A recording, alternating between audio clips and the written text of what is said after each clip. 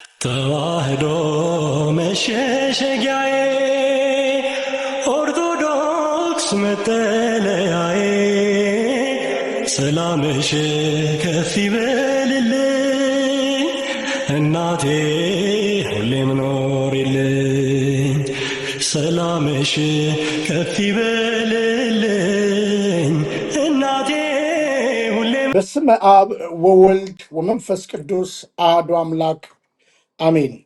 ሰላም ተወዳጆች እንደምን አላችሁ? እኔ የፍጥረት ሁሉ ባለቤት እግዚአብሔር ይመስገን በጣም ደህና ነኝ። ተወዳጆች እንዴት ናችሁ? እንግዲህ ዛሬ ያው አስፈሪው ጦርነት እንግዲህ ተጀምሯል።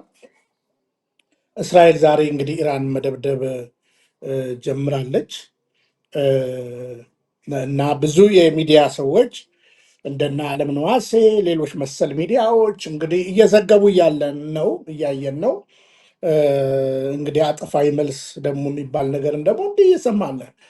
ይሁንና ግን እኛስ ኢትዮጵያውያኖች በምን ሁኔታ ነው ያለነው? እንደዚህ ታላላቅ የሚዲያ አካላት በእውነት ለመናገር በዚያውም በእኛ ከረንት ባለንበት ነገር ላይ ለምሳሌ ትላንትና እስከምናውቀው በዚህ ሳምንት ከ30 ያላነሱ ኦርቶዶክሳውያን በክርስትናቸው ምክንያት እየተገደሉ አሉ። ስለዚህ እነዚህ ሚዲያዎች ግን ሲዘግቡ አላየናቸውም እና መርጦ አልቃሽስ አያሰኝም ወይ?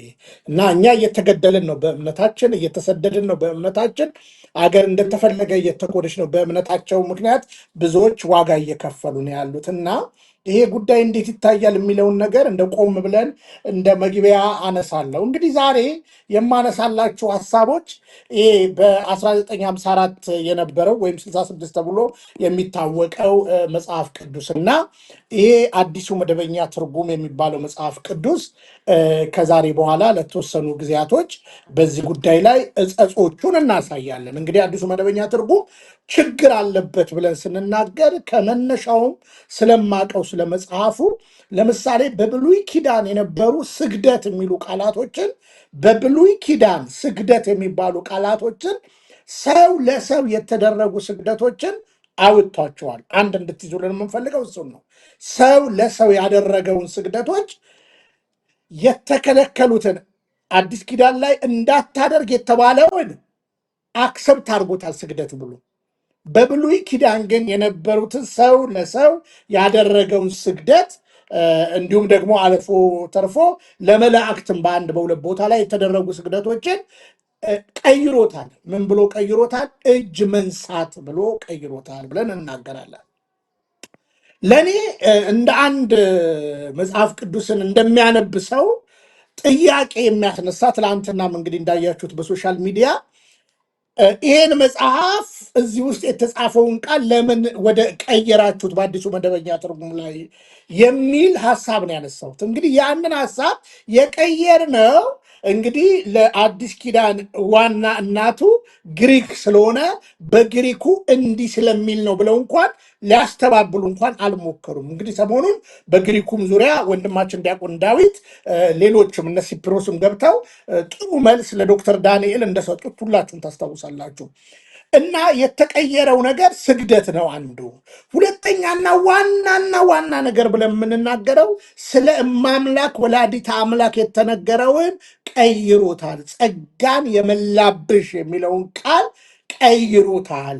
አንድ በኢሳይያስ ምዕራፍ 7 ቁጥር 14 ላይ ድንግል ትጸንሳለች፣ ምልክት ትሰጣቸዋለሁ፣ ድንግል ትጸንሳለች፣ ወንድ ልጅም ትወልዳለች፣ ስሙንም አማኑኤል ትለዋለች የሚለውን ቃል ለውጠው በማብራሪያው ላይ ምን ብሎ አስቀምጠውታል? የኢሳይያስ ሁለተኛ ሚስቱ ልትሆን ትችላለች ብለው የቅድሚያ ትርጉምን ለዚህ ሰጥተዋል ማለት ነው። ስለዚህ የመጽሐፍ የስህተት ብቻ ሳይሆን ሆን ተብሎ ሻጥር የተሰራበት መሆኑን ከዛሬ ቀን ጀምረን ከወንድም ጋር በእሱም እንግዲህ እያሳየ ሀሳብ እየቻለን እንቀጥላለን። ዛሬ የተወሰኑ ጥቅሶች ነው የምናየው። የተወሰኑ ጥቅሶችን ካየን በኋላ ወደ አዲስ ኪዳንም እንደዚሁ እንሄድና ከዛ በኋላ ጉዳዮቹን ለትውልድ እንተዋለን ማለት ነው። እንግዲህ እቺ ትልቅ ቤተክርስቲያን ኦርቶዶክስ ተዋህዶ ቤተክርስቲያን ትልቅ እውነተኛ የክርስቶስ ቤተክርስቲያን በጽሁፏ ላይ እንኳን ሸር ገብቶ ብዙ ነገር ለማበላሸት ሞክረዋል። አሁን ግን በመጽሐፍ ቅዱስ ደግሞ ክህደትና እማምላክ ወላዲተ አምላክን በእውነት ከትውልዱ አንደበት የክርስቶስ እናትን ለማስወገድ የሚደረገው ነገር የትየለሌ ነው ብዬ አስባለሁ። ስለዚህ በመረጃ ነው የምናወራው፣ በማስረጃ ነው የምናወራው፣ ያለምንም ነገር እንትን አንልም። ስለዚህ መጽሐፍ ቅዱስን በዚህ ያክል በድፍረት መቀየር ይቻላል ወይ የሚለውን ነገር ሁላችሁም እንግዲህ በአንክሮት እንድታዩልኝ ያደራ መልእክቴ ነው። ስለዚህ ወሳኝ ነገር 1954 የነበረው መጽሐፍ ቅዱስ በዚህ በአዲሱ መደበኛ ትርጉም ለምን ተቀየረ? ከ180 በላይ እጸጾች አሉት ብለን እናምናለን። ስቴፕ ባይ ስቴፕ ለማሳየት እንሞክራለን። ምናልባት የመጀመሪያው ነገር ለምሳሌ ስለ እማምላክ ወላዲተ አምላክ የተነገረውን ቃል ላሳያችሁ። የሉቃስ ወንጌል ምዕራፍ 1 ላይ እንግባ። ምዕራፍ 1 ላይ ምን ይላል ቃሉ? ምን ይላል ቃሉ? በደንብ ስሙ። ምን ይላል ቃሉ? ምዕራፍ 1 ቁጥር 28 በደንብ ስሙኝ። ምዕራፍ 1 ቁጥር 28 እንደዚህ ይላል የአምላካችን እግዚአብሔር ቃል። በአዲሱ በ54ቱ ምን ይላል?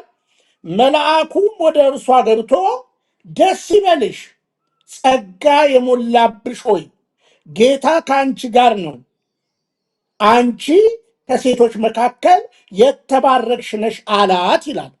አሁን በደንብ ስሙኝ። ጸጋን የሞላብሽ የሚለውን ቃል አዲሱ መደበኛ ትርጉም ምን ብሎ እንዳወጣው ላሳያችሁ። መልአኩ በደንብ ስሙ፣ እርሷ ወዳለችበት ገብቶ እጅግ የተወደድሽ ሆይ ሰላም ለአንቺ ይሁን፣ አንቺ ለአንቺ ይሁን፣ ጌታ ከአንቺ ጋር ነው፣ አንቺ የተባረክሽ ነሽ አላት ይላል። አሁን እንግዲህ ጸጋን የሞላብሽ የሚለውን ቃል ወስደው ወደ ምን ቀይረውታል? እጅግ የተወደድሽ ሆይ።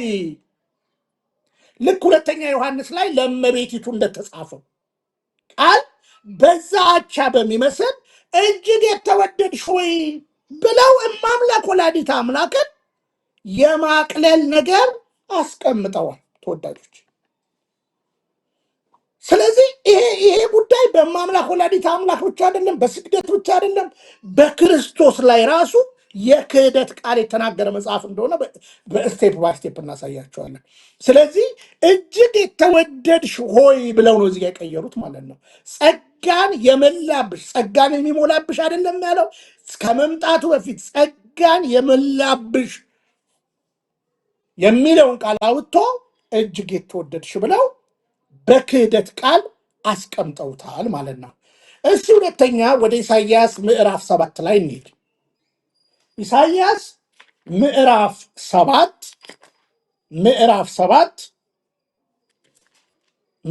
7 በማስተዋል ስሙን። ምዕራፍ 7 ቁጥር 13 እና 14 ላንብበው። እንደዚህ ይላል። በደንብ ስሙኝ። ቃሉን ቀጥታ ቃሉ ጋር ፎከስ እናድርግ። ስለዚህም ጌታ ራሱ ምልክት ይሰጣቸዋል፣ እነሆ ድንግል ትጸንሳለች፣ ወንድ ልጅም ትወልዳለች፣ ስሙንም አማኑኤል ብላ ትጠራዋለች ይላል። አሁን ይህንን ቃል ከላይ ቃል በቃል አስቀምጠው ወደ ትርጉሙ ጋር ስትመጡ እነዚህ ሰዎች ምን ብለው አስቀምጠውታል? ድንግል ትጸንሳለች የሚለውን ቃል ማብራሪያው መጨረሻ ላይ ማየት ትችላላችሁ። ይኸው ድንግል የኢሳይያስ የመጀመሪያ ሺአር፣ ይኸው ድንግል ምልክት የሚለውን ካያችሁ በኋላ ከስር ድንግል የሚለው አለ። ምን ይላል? የኢሳይያስ የመጀመሪያ ሚስቱ ሺአር ያሉ ሴር ከወለደች በኋላ የሞተች ይመስላል። ስለዚህ ሁለተኛ ሚስቱ ልትሆን የታጨችውን ልጃገረድ የሚያመለክት ሊሆን ይችላል። ይችላል። ሁለተኛ ሚስቱን የመጀመሪያዊቱ የኢሳይያስ ሚስት ከሞተች በኋላ ሁለተኛ ሚስቱን የሚያመለክት ይሆናል። ድንግል ትጸንሳለች፣ ወንድ ልጅም ትወልዳለች የሚለው ለማ አምላክ የተነገረው ቃልን የኢሳይያስ ሁለተኛ ሚስት ልትሆን ትችላለች። እንግዲህ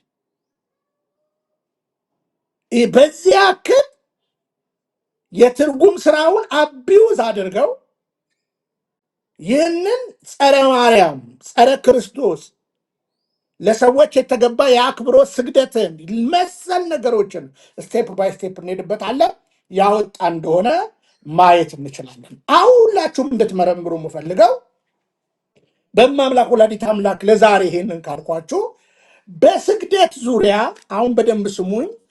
ሰው ከሰው ጋር ያደረገውን ስግደት ወይም ሰዎች ለሰዎች ያደረጉትን ስግደት እንደገና እንግዲህ የአብርሃምን ታሪክ ስታስቡ መላእክትን እግዚአብሔርን ተብሎ በአንድምታ የሚነሳውን ሀሳብ ለማወላገድ ተሞክሮ ሰው በሚለው ኮንሰርት ያንን ስግደት እጅ መንሳት ብለው ትልቅ የክህደት ስራ የሰሩበት ነው። ስለዚህ በብሉይ ኪዳን የነበሩትን ፖዘቲቭ የሆኑ ስግደቶችን ሰው ለሰው የተደረገውን ያወጡታል። ምን ብለው? እጅ መንሳት ብለው። በአዲስ ኪዳን ደግሞ በደንብ ስሙኝ። ለምሳሌ ሐዋርያቱ እንዳታደርግ ሲሰግድ እንዳታደርግ የሚለውን ቦታ ሊትራሊ ስግደት ብለው ያስቀምጡታል ማለት ነው። እጅ መንሳት ብለው ለምን አልቀየሩትም የሚል ጥያቄ መፍጠር አለባችሁ። ስለዚህ ከዚህም ቦታ ላይ የተወሰኑ ጥቅሶች እኔና ለዛሬ እንጨርሳለን። ለምሳሌ ዘፍጥረት ምዕራፍ 18 ዘፍጥረት ምዕራፍ 18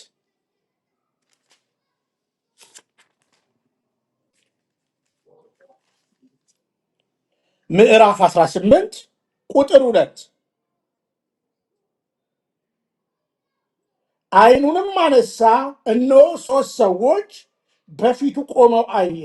ባያቸውም ጊዜ ሊቀበላቸው ከድንኳኑ ደጃፍ ተነስቶ ሮጠ፣ ወደ ምድርም ሰገደ፣ እንዲህም አለ ብሎ ይናገራል። ይሄኛው መጽሐፍ ደግሞ ምን ብሎ ተርጉሞታል? አዲሱ መደበኛ ትርጉም በደንብ ስሙኝ። ምን ብሎ ተርጉሞታል? በደንብ ስሙኝ። ቁጥር 2 ቀና ብሎም ሲመለከት 3 ሰዎች ቆመው አየ።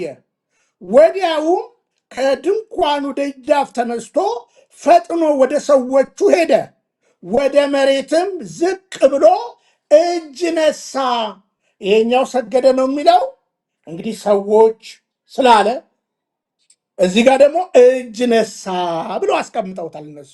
እጅ ነሳ እጅ ነሳ ብሎ ያ ብቻ አይደለም። እዚሁ ምዕራፍ 19 ላይ ደግሞ ቁጥር 1 ላይ አሁንም እዚሁ ገጽ ላይ ምዕራፍ 19 ቁጥር 1 ላይ ሁለቱም መላእክት በመሸ ጊዜ ወደ ሶዶም ገቡ። ሎጥም በሰዶም በር ተቀምጦ ነበር። ሎጥም ባያቸው ጊዜ ሊቀበላቸው ተነሳ፣ ፊቱንም ደፍቶ ወደ ምድር ሰገደ አላቸውም ይላል። አሁን በደንብ ስሙ። ምዕራፍ 19 እንግዲህ መላእክቶች ናቸው። ምን ብለው አሁን እንግዲህ አስቡ። እኛ የጸጋ ስግደት ለቅዱሳን ለማምላክ ወላዲተ አምላክ እንግዲህ ስለ ማምላክ ወላዲተ አምላክ ስናነሳ ቴዎቶኮስ የአምላክ እናት ከሚለው ኮንሰፕት ጸጋን የመላባት ከእግዚአብሔር በታች ከፍጡራን በላይ የሆነች ልዩ ቅድስት ንጽሕት ለሆነችው የምናደርገው ለመላእክት የምናደርገው ለቅዱሳን ለታላላቅ ሰዎች የምናደርገውን ስግደት ለማስተውና ለሐሰተኛው ክርስቶስ እንድንሰግድ ለማድረግ የተደረገ ሴራ እንደሆነ ተመልከቱ። እንደዚህ ላለው እዚሁ ማንበብ ትችላላችሁ። ሁለቱም መላእክት ምሽት ላይ ሰዶም ደረሱ። ሎጥም በሰዶም ከተማ መግቢያ በር ተቀምጦ ነበር። ሎጥም መላእክቱን ሲያይ ሊቀበላቸው ብድግ አለ፣ በግንባሩም ወደ ምድር ተደፍቶ እጅ ነሳ። ሰገደ የሚለውን ቃል እጅ ነሳ ብለው ይቀይሩታል። በደንብ ስሙ። ሰገደ የሚለውን ቃል እጅ ነሳ ብለው ይቀይራሉ ማለት ነው። ስለዚህ በብሉይ ኪዳን በአንዳንድ ቦታ ላይ ሰገደ የሚለውን ምንም ማድረግ ስላልቻሉ ያስቀምጡበት ቦታ አለ። ለእግዚአብሔር ብቻ ስገድ ተብሎ ተጽፏል ብለው ህዝቡን ለማደናገር መጽሐፍ ቅዱስ ለእግዚአብሔር ስገድ እሱም ብቻ አምልክ እንጂ ለእግዚአብሔር ብቻ ስገድ የሚል ትምህርት የለም መጽሐፍ ቅዱስ ላይ። ስለዚህ በኢትዮጵያ መጽሐፍ ቅዱስ ማህበር መዝገበ ቃላትም ላይ እዚህ በማሳያችሁ መዝገበ ቃላትም ላይ ስግደት የሚለው ሀሳብ በስነ ስርዓት ተቀምጧል። አስቡ። ስግደት ማለት ምን ማለት ነው? ለእግዚአብሔር የአምልኮ ለታላላቅ ሰዎች የአክብሮት ሶስት አይነት ስግደት እንዳለ ገጽ 88 በኢትዮጵያ መጽሐፍ ቅዱስ ማህበር በታተመው መዝገበ ቃላትም በግልጽ ተቀምጧል። ይህ በእንዲህ እንዳለ ግን እነዚህ ሰዎች ሆን ብለው ትውልዱን ወደ ሌላ እማምላክ ወላዲተ አምላክን፣ በነገራችን ላይ ሌላም ነገሮች እናነሳለን ቀስ እያለን እና ይህንን የክህደት ነገር ተጠቅመዋል። ሌላ ልጨምርላችሁ ምዕራፍ 23 ላይ ምዕራፍ 23 ላይ እዚሁ ምዕራፍ 23 ላይ ዘፍጥረት ላይ ምን ብለው ቀይረውታል? ቁጥር 7 ላይ እንደዚህ ይላል፣ አብርሃምን ተነሳ ለምድሩ ሕዝብም ለኬጣውያን ልጆች ሰገደ እንዲህም አላቸው የሚለውን ቃል እነሱ ምን ብለው ቀይረውታል? ከዚያም አብርሃም ተነስቶ ከዚያም አብርሃም ተነስቶ የአገሬውን ሕዝብ ኬጣውያንን እጅ ነሳ፣ ሰገደ የሚለውን እጅ ነሳ ብለው ቀይረውታል። አያችሁ?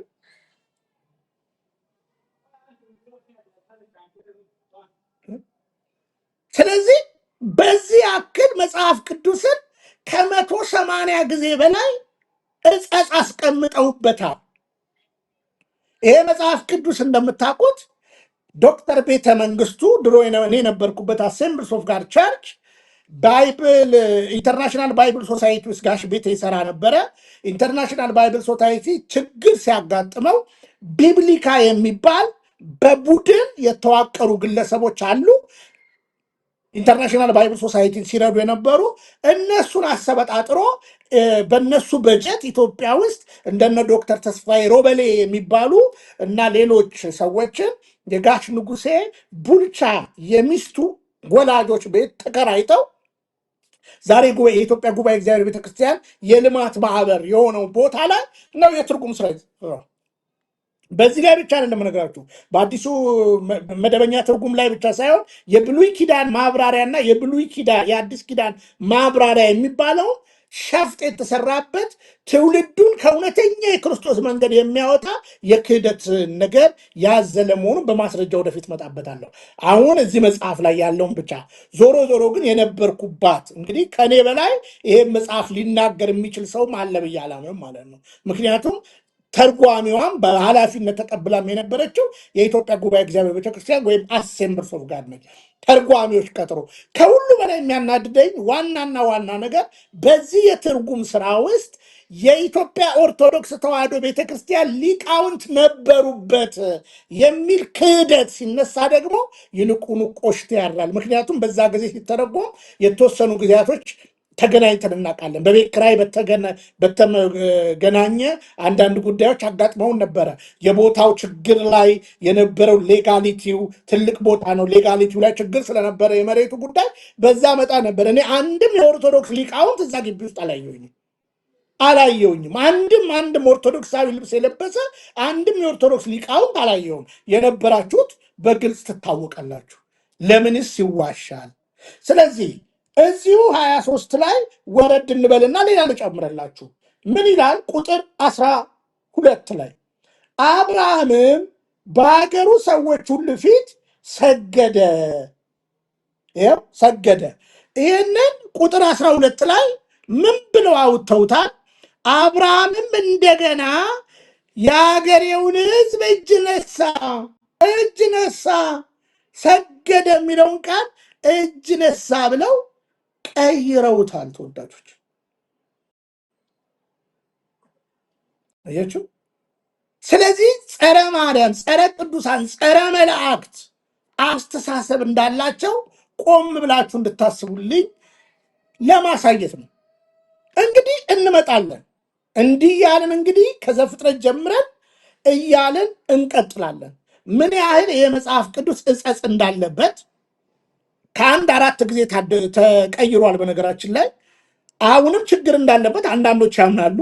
አንዳንዶች ግን ግትር ብለው ልክ ነው ብለው ስለሚናገሩ ይህን ለትውልድ ማሳየት ያስፈልጋል ብዬ አምናለሁ።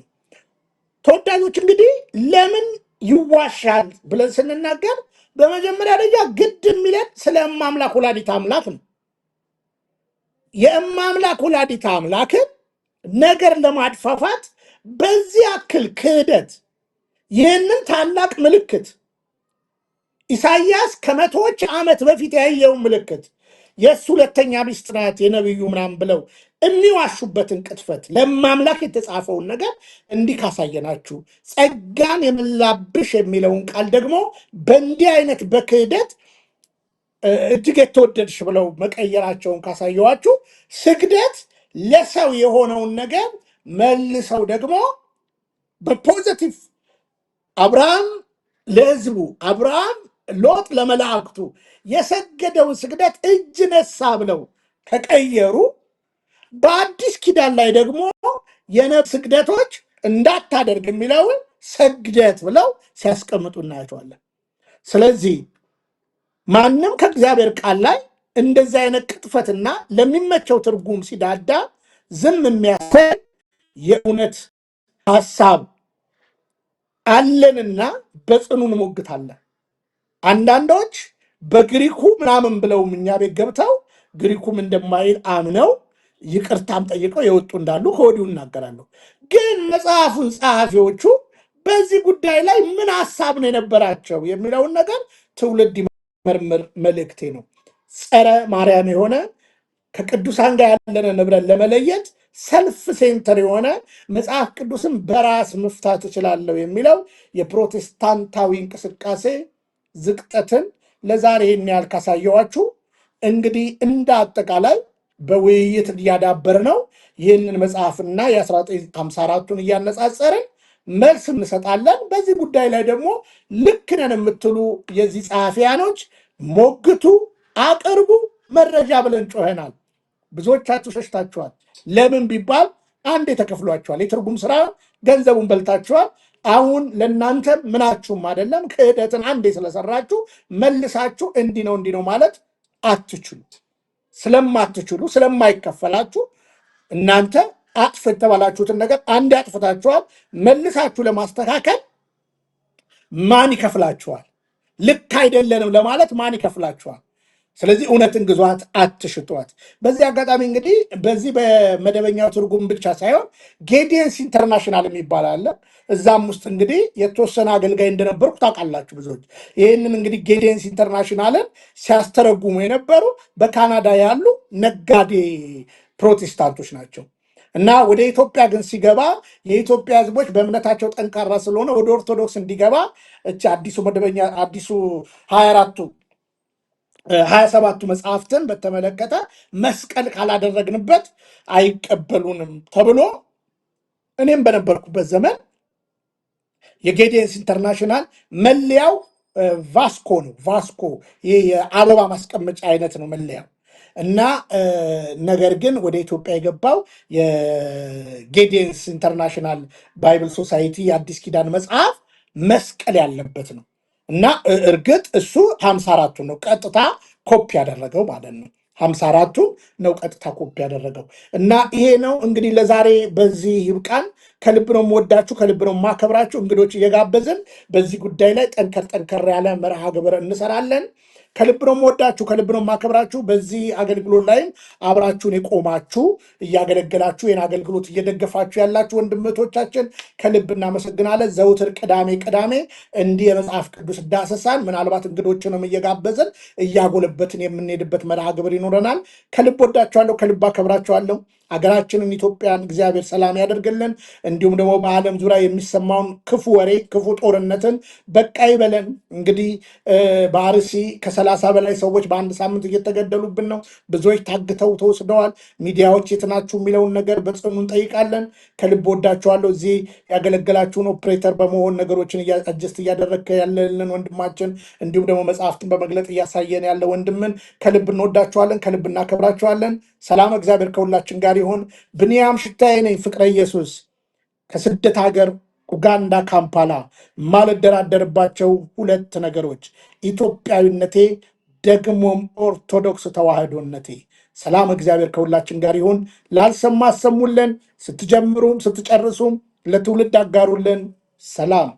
ተዋህዶ መሸሸጊያዬ፣ ኦርቶዶክስ መጠለያዬ፣ ሰላምሽ ከፍ ይበልልኝ እናቴ ሁሌም ኖሪልኝ።